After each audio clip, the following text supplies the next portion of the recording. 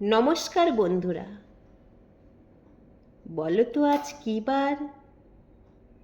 হ্যাঁ, রবিবার। রবিবার মানেই ছুটির দিন। আর এই ছুটির দিনে ছুটির কিছু কিছু কবিতা আমাদের মনে পড়ে যায়, ছোট্টবেলার কবিতা।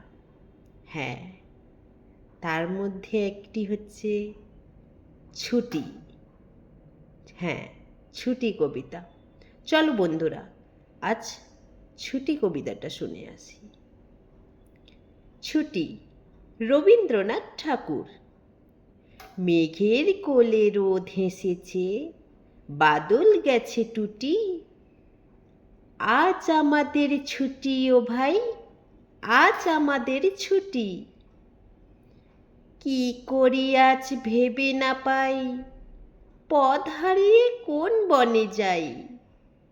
কোন মাঠে যে ছুটে বেড়াই, সকল ছেলে জুটি। আজ আমাদের ছুটি ও ভাই, আজ আমাদের ছুটি। নমস্কার।